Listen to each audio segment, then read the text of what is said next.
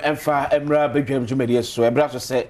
yede apomde ho komo ebeto aso ede amamo yewi ana enabedwafo atenase atwe enkomo ewo pense bi se me no ka say Mama BC atenase Kelmed Pharmaceuticals Limited ye ka enu papa de agana ha omodamu fua usa omo koto do ba bia se wakasa na sabio omra so no wo na kasa efrefro ope bia benye papa atwa Kelmed Pharmaceuticals Limited. Mama Bakode. Nyame Adom na also e. Bia bo hye. Enupa de say ya wow. Enti so hwe TV ne so a enupa no na eda so a also hwen. Kelmed Pharmaceuticals Limited na de na mo e de mani ahwefo. Yeah. Sanya de bia ye no meda matiefo ase na mada mahwefo nso ase meda wasenso. Na ye fi Kelmed Pharmaceuticals Limited. Enuro o ka enuro papa ene ye de ma ye nuanom ne yadofo. Ye kra nro fi India manmu eba o manmu ha na nro so de wo kan no papa ebi na esi ayi so ha no ma ye de ye ni ehun ye wo BC 56 cream a eye ekro adro na ye wo pine leaf ointment ene ne tablet a ye de sa koko ensa ya rebia eka koko ho na ye wo emotofo a nkwala de enso ewo ho no mo ebi ye Molly's baby massage oil na Ayula scrap water eno na isi ye yesi nti se wo bisamia ye beka enro ho asem yare ye o papa yare ya nti se o wo asase so na se o yare a se o pe edu papa ende sika ho ayeden nti wo to ne preko se ne ye beka no nti enne ye begina pine leaf ointment ne tablet so ena BC 56 a eye ekradro no enne no ho asem ene ye beka say ye ka BC 56 a eye ekro adru sabe emfa ntwe yesen enya wadru eye ekro adru say ye ka ekro nso de a ye wo kro ahoro mienu se na de bia me ka no ye wo open wound ene ye wo close wound na close no ho asem de ene ye moso open no ho asem ene ye beka say ye ka open wound a eye kro a wodi wani ehu se ekro ni eno na wodi BC kana na wape baabi akote BC ye edura ye den habama na aye efi India manmu na ba o manmu ha side effect bi enyo eye natural yasia gia tumu ewo manmu ha enti sa wo to emo hu na ne ede ewo mu anopai ni se Kelmed oye promo ewo BC no ho ekrodro aw ewurade papa ena no ono ankasa aba mahwe ye ho no mo na obaye nani ebehu bi krofo bre ekuratu sabi ye ka adaje bebo yen ekura dia eye nipa dasani wasase so no ekuro betimi eku nti se ekuro beto wo nipa bia na kwa ba bia emfa no trasa akeke anku anfi ho no mo a ebeyi nipa bia na kwa ba bia fi ho sabi ye nuan mo wo diabetes no ekuro ni too very rapid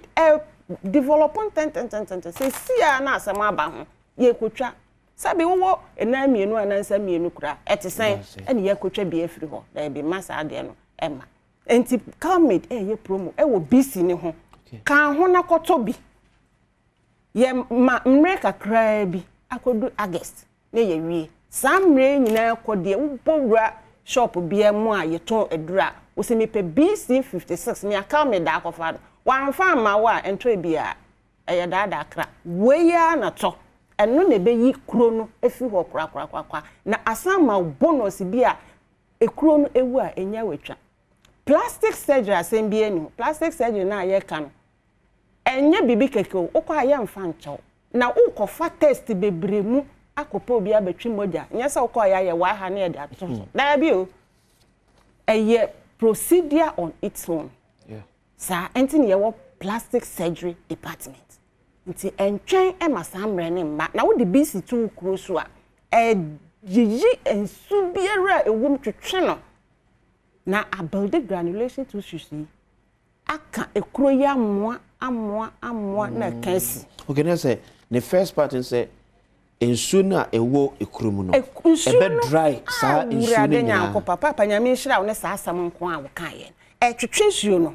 afiri ho nsuo no na edreni kɔ wo nan ne mu na ekoka dompe na ye ma wa kɔ ye test bi a ye frɛ no Doppler ye hwe se Akadom pe na enya aka de omu ni hwe on be ye bio eno ane se ye twa afiri ho ye kohwe se aka ukotodwo enu below the knee ye betwa afiri ho ene ye be kan osere kura ye betwa afiri ho okay sa na chese ekuro hunhu nyina ye ensuo na ewo ani no the mona edidi ko ne padwem no ena de how no beba se betwa na se eho ena yare bi a friend septicemia be set in infection of the bloodstream okay papa esa septicemia ne set in na obetimi atwa so obi a wo etwere obetimi akọ off because of ekuro me na me kan kire o ekuro nya ade ese edidi agoro enti se ekuro beto nipadua na kwa babia emfa ni agoro ekuro timi ma wo ye pale se me kase pale moja ne timi sa wo mu yeah se infection ni ba moja ni musa na emma wo sa ye pale moja ni we papa ekuro ade e be ye wo no se ye kan adaje be boye mame mobo na mais ni su tem na matoa so se wo pe Kelmed numbers na ye de to dwan 055 266 7712 and 059 855 3075 na se ye fi ekuro de no so a na ye ko pile koko aduro se wanhu koko aduro yi na wo ba bi a wayira eno ani pile ointment na ne tablet okay me waso ye ho minimum ni ameka obi ba wo se o mi ba ye yesise me koto we anko and we still with time emre ni homa nipa kona kope pile tablet ni ointment se koko ye wa ema ayemutim didi wo akopie sabe woto be bia woja wanan no na ehwo aba inflame ye wontim bi wo ye to retum santi no ebehuhu na abe pai na pie wo woto ho na ho no na ye nananom se kokobo na pie sa ye friend say constipation ye wa ukwaja nambia ho a ehwo na nwia bro ni ba mu no osi ho a ochim no obru nwia ye ni kwehia de ko dane na sabe yesrem kona ko pepper leaf ointment na ne tablet sa koko ni ye wa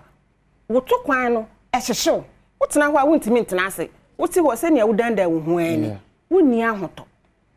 na be pai moja pai moja ne moja ni tuwa moja ye nton se ne amokọ hospital aye ka chem no nso ne boarding afi na obi kwotwe ne de abegu woni yare ewo no do ye hwehwem ansa ne ye de ama nso no ho asem no eye kana entwa masambre ne mba kona ko pepper leaf tablets ne ointment wonum bi no na wo di bi ye woto kwan no cream no ebe shrink power max no ebe yi bleeding biara ebe stop no de bia me ka so san ye soja ni obe arrest hemorrhage no moja na etu no o de ye ya na ko a wa chi na ejina ho bebia da din eya wo biara a ewo woto kwan no ho no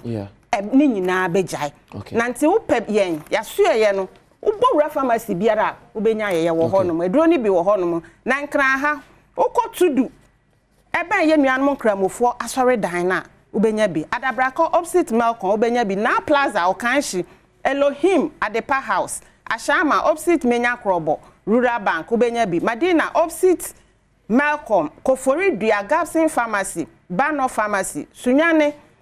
Green Light Pharmacy Mose Pharmacy Six Stars Pharmacy Afeoko Cape Coast Buse Pharmacy Sankotex Pharmacy Pena Herbal Shop Ena Action Kumasi Costa Pharmacy Freddy Mens Ena Obuase Yewo Smart Herbal Shop se ye tu fan konof okay Tamale udu tamale a usi Pinky Pharmacy ubenya bi wo ho Joy Pharmacy Ena Godman yewo bi wo ho no mo na sehwifo monye misu ye ya san ko biebi ewo sehwi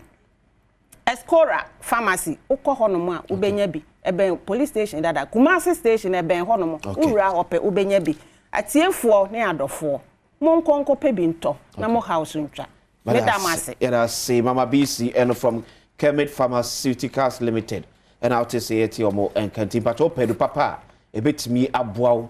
ama se eye koko ana ekuro na tu na apɛ ho anu yenko ade a ukọ Kelmed Pharmacy o makachi na benya no papa no bi atoma BBC ye be sado was bebre ana person is that eti eba ese na ye de komo from so ato aso e de ama bedwam eni eba ese